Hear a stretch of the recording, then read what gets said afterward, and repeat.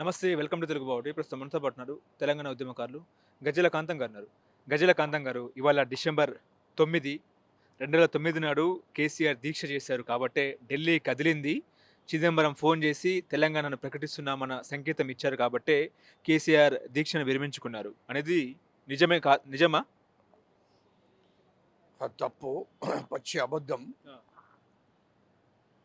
అప్పటికి మాన్యశ్రీ సోనియా గాంధీ గారు యూపీఏ చైర్పర్సన్గా ఉండే. అప్పుడు సోనియా గాంధీ గారు 1969 నుంచి వెళ్ళి 1969లో 369 మంది చనిపోయారు. తర్వాత తెలంగాణ బిడ్డలు చనిపోతుండ్రనేది 2009లో తెలంగాణ బిడ్డలు తెలంగాణ రాష్ట్రం కోసం చనిపోతున్నారు అని తెలుసుకొని తెలంగాణ 4 కోట్ల మంది ప్రజలు తెలంగాణ రాష్ట్రాన్ని కోరుకుంటున్నారు అనే రిపోర్టు సోనియా గాంధీ గారికి ఉన్నది కాబట్టి ఆమె పుట్టినరోజు 2009 డిసెంబర్ 9 నాడు ఆమె పుట్టినరోజు నేను తెలంగాణ రాష్ట్రాన్ని ఇస్తాను, అది తెలంగాణ ప్రజల కోసం మాత్రమే నేను తెలంగాణ రాష్ట్రాన్ని ఇస్తాను అని చెప్పి ఆనాడు ప్రకటన చేసింది. నేను తెలంగాణ ప్రజా సంఘాల చైర్మన్గా ఉన్నప్పుడు తెలంగాణ ఉద్యమంలో కీలక పాత్ర వహించినోడిని, చంద్రబాబు నాయుడు గారితో లేఖిపించినోడిని, ప్రతిపక్ష పార్టీ నాయకుడు అప్పుడు చంద్రబాబు నాయుడు గారు ఉమ్మడి రాష్ట్రానికి.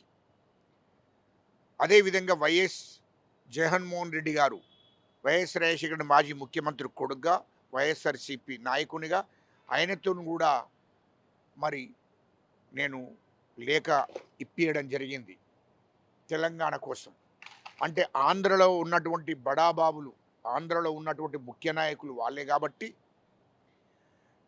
ఆంధ్ర ప్రజలకు నాయకత్వం వహిస్తున్నటువంటి చంద్రబాబు నాయుడు, ఆంధ్ర ప్రజలకు నాయకత్వం వహిస్తున్నటువంటి జగన్ గారు, వాళ్ళిద్దరి లేఖలు కంపల్సరీ ఇవ్వాలని చెప్పి కేంద్ర ప్రభుత్వము శ్రీకృష్ణ కమిటీ కానీ కేంద్ర హోంమంత్రి సిండే అధ్యక్షతన కమిటీ పడ్డది.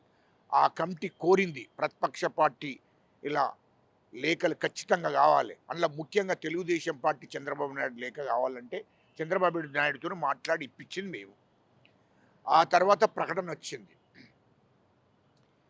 తర్వాత తెలంగాణ ప్రజల ఆకాంక్ష నెరవేర్చాలనే లక్ష్యం కొద్దీ సోనియా గాంధీ గారు 1200 మంది బిడ్డలు చనిపోయారు. శ్రీకాంతాచారితో పాటు 1200 మంది బిడ్డలు, ఎస్సీలు, ఎస్టీలు, బీసీలు, రెడ్లు చనిపోయారు అనే ఆలోచన చేసి 1200 మంది బిడ్డలు చనిపోయారు, వాళ్ళు నా బిడ్డలే అని ఆమె చలించిపోయి సోనియా గాంధీ తల్లి 4 కోట్ల మంది ప్రజలకు ఇచ్చిన మాటను నిలబెట్టుకోవాలని చెప్పి 2014లో తెలంగాణ పార్లమెంట్లో బిల్లు పెట్టి తెలంగాణ రాష్ట్రాన్ని విభజించడం జరిగింది.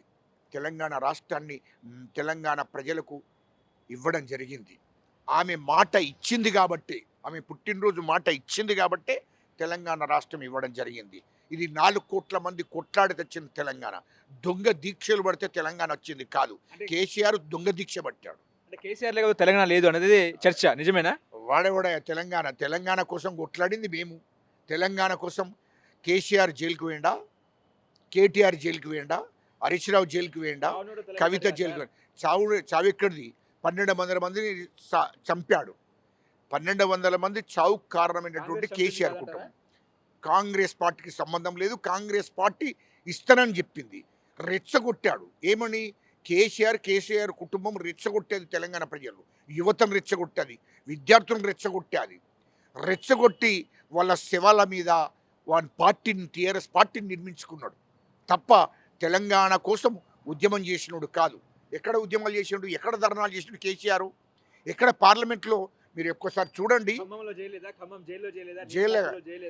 జైలు కాదు, ఆయన అరెస్ట్ చేసిన తర్వాత ఖమ్మానికి తీసుకెళ్ళిన తర్వాత నేను అమర నిరాదీక్ష చేస్తానని చెప్పి పొద్దున ఇక్కడ మధ్యాహ్నం కరీంనగర్ నుండి బయలుదేరిండు. కరీంనగర్ నుంచి బయలుదేరి సిద్దిపేటలో అరెస్ట్ అయితే ఖమ్మం తీసుకపోతే ఖమ్మంలో 3 గంటల వరకే నాకు ఆకలి అవుతుందని చెప్పడంతో చల్ ఆకలి అవుతుంది నాకు, ఇమ్మీడియట్లీ నాకు ఏదన్నా ఒకటి తీసుకురాబమ్మంటే ఇడ్లీ వడ అప్పటిదప్పుడు తీసుకొచ్చాడు. డాక్టర్ గోపీనాథ్ ఖమ్మం, కవిత పక్కలుంది. ఇడ్లీ వడ తీసుకొచ్చినాక తిని మళ్ళీ నైట్ సాయంత్రం కూడా భోజనం చేశాడు. అది ఎప్పుడైతే ఉస్మానియా యూనివర్సిటీ విద్యార్థులు తెలుసుకున్నారో యావత్ తెలంగాణ మొత్తము అగ్గి మండింది. మొత్తం యూనివర్సిటీ విద్యార్థులందరూ శివయాత్ర చేసిన కేసీఆర్ది. ఆయన దీక్షనే చేసే మరి శివయాత్ర ఎట్లా చేసినబా? అది ఉంది కదా, మొత్తం శివయాత్ర విద్యార్థులు లోకమంతా లేచి శివయాత్ర చేసినాక అక్కడ భయపడి హైదరాబాదు పోతే విద్యార్థులు నా మీద దాడి చేస్తారని భయపడి మళ్ళీ నేను దీక్ష పడుతున్నానని చెప్పిండు. దీక్ష 3 రోజులు ఖమ్మంలో పట్టినాక నన్ను అప్పుడు ముఖ్యమంత్రి రోషయ్య గారు కబురు పెట్టాడు.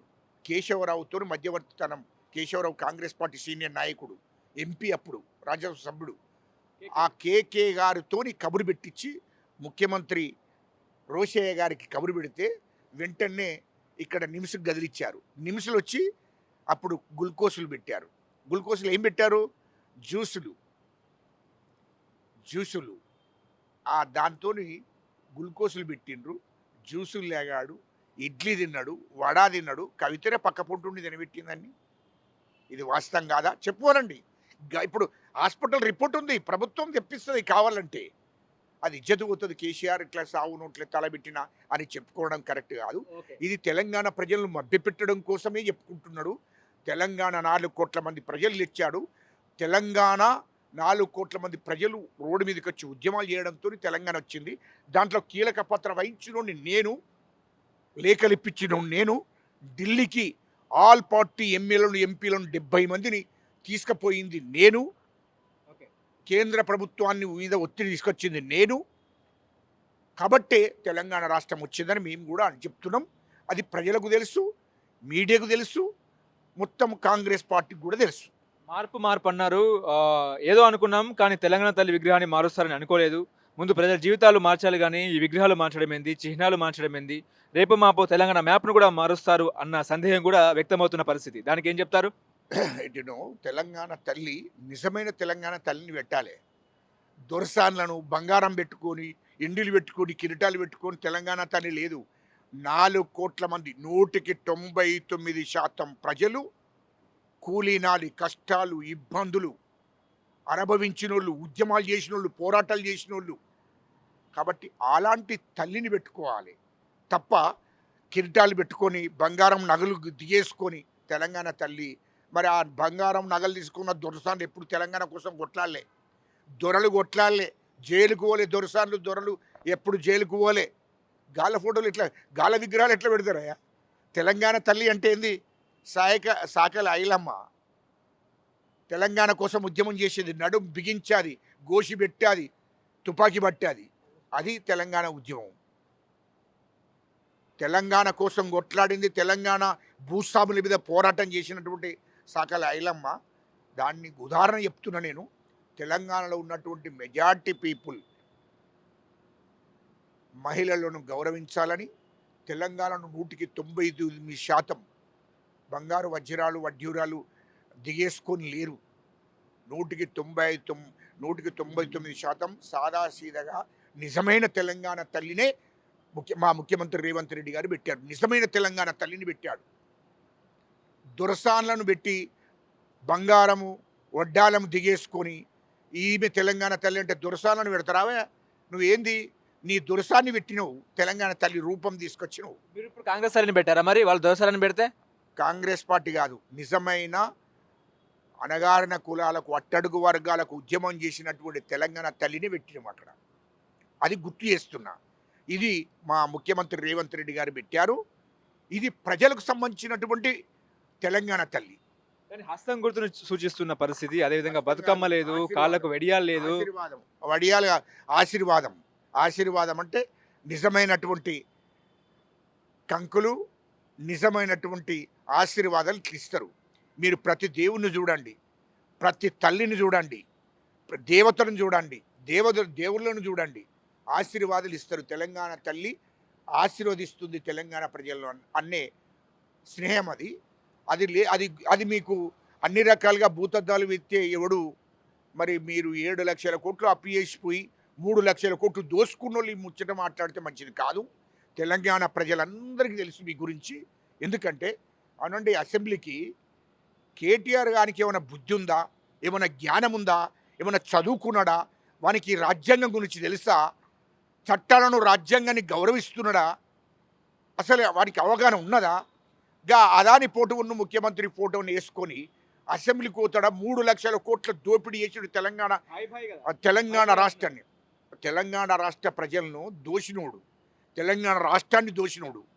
బినామీ పేర్లు 100,000 ఎకరాలు కేటీఆర్, హరీష్ రావు మీద 100,000 ఎకరాలు బినామీ పేర్ల మీద, కవిత మీద 100 ఎకరాలు, కేసీఆర్ మీద 100 ఎకరాలు. ప్రపంచ దేశాలలో వాళ్ళే ముగ్గురు. హరీష్ రావు అన్నటోడేమో సింగపూర్లో 50,000 కోట్ల పెట్టుబడి పెట్టిండు, అక్కడ కంపెనీ నడిపించుకుంటుండు. కేటీఆర్ ఏమో అక్కడ అమెరికాల కంపెనీలో 50,000 కోట్లు పెట్టాడు. కవిత దుబాయ్లో పెట్టింది, లండన్లో పెట్టింది. ఈ డబ్బంతా ఎక్కడి నుంచి వచ్చింది మీకు? ఈ డబ్బంతా ఎక్కడి నుండి వచ్చింది? ఎవడబ్బ సొమ్ము అనుకుంటుండ్రు? తెలంగాణ రాష్ట్ర ప్రజల సెంటిమెంట్ను అడ్డం పెట్టుకొని గెలిచి 10 ఏళ్ళు అధికారంలో ఉండి తెలంగాణ రాష్ట్రాన్ని దోసినటువంటి డబ్బు మీరు ఇతర దేశాలలో, ప్రపంచ దేశాలలో పెట్టుబడులు పెట్టి మీ వ్యాపారాలు నడుపుకుంటున్నారు. అంతకుముందు హరీష్ రావు అనేటువంటి సిప్పర్లు దిక్కులేవు, మరి నీకు ఇల్లు దిక్కులేదు. అటువంటిది ఒక్కొక్కరు కవిత ఇల్లు కట్టింది 180 కోట్లతోని, కేటీఆర్ 500 కోట్లతో ఇల్లు కట్టాడు. ఆడవాడు హరీష్ రావు కట్టుకున్నాడు గెస్ట్ హౌజులు, ఇండ్లు. ఎక్కడి నుండి వచ్చిన ఎవడబ్బసం ఇదంతా? లండన్లో ఇల్లు, దుబాయ్లో ఇండ్లు, అమెరికాలో కేటీఆర్ ఇల్లు. ఇవన్నీ ఎక్కడి నుండి వచ్చినారే భయ్? నువ్వు అమెరికాలో జీతగాడివి. ఇప్పుడు అదాని ఫోటో, అదాని అంటోడు ఎవడరా భయ్? అదాని అన్నటోడు వ్యాపారాలు చేస్తున్నాడు, వ్యాపార కుటుంబం అది. ఆ 10 కోట్ల నుంచి 5 కోట్ల నుంచి అప్పులు చేసుకుంటూ వ్యాపారాలు చేసుకుంటూ ఇవాళ 1,000 లక్షల కోట్లకు ఎదిగాడు. ఇవాళ భారతదేశంలో కాదు ప్రపంచ దేశాలలో వ్యాపారం చేసుకుంటున్నాడు. మరి నీకు ఎక్కడ వ్యాపారాలు చేస్తే డబ్బు వచ్చింది? మీ వ్యాపారాలు ఏందో చెప్పండి మీడియాకు, ప్రజలకు చెప్పండి. మీకు వ్యాపారం ఏంది? రాజకీయాన్ని వ్యాపారంగా తయారు చేసుకున్నారు. రాజకీయ పార్టీ పెట్టి దాన్ని వ్యాపార పార్టీగా తయారు చేసుకున్నారు. 3,00,000 కోట్లు తెలంగాణను దోసుకున్నారు.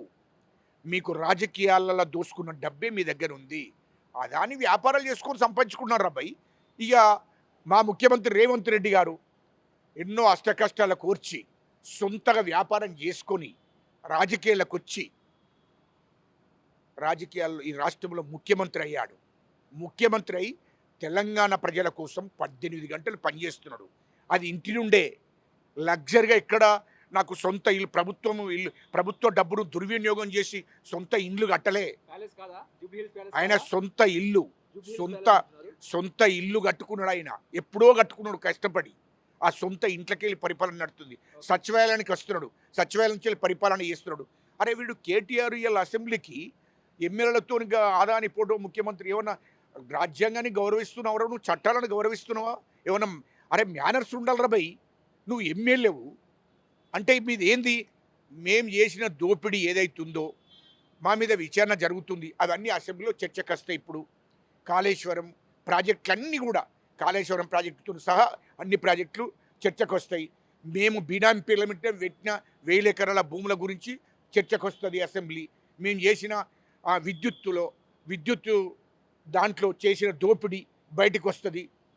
ఇవన్నీ మీకు బయటకు వస్తాయనే భయంతో మీరు అసెంబ్లీని బైకడి చేయాలి, అసెంబ్లీ నడవకుండా చేయాలనే లక్ష్యంతో వీళ్ళ అసెంబ్లీ కాడికి వేయండు.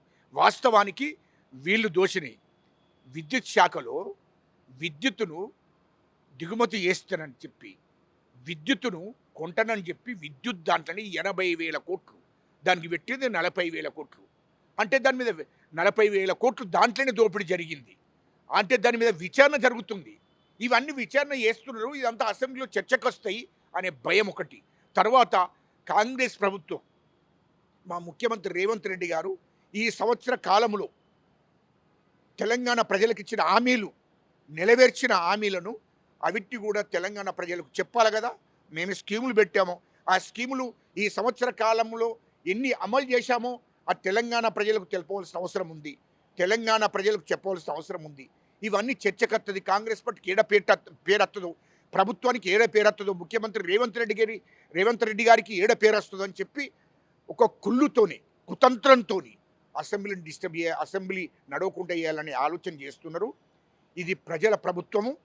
ప్రభుత్వం అనేది ప్రజల కోసం పనిచేస్తుందని చెప్పి ఈ సందర్భంగా నేను తెలియజేస్తున్నాను.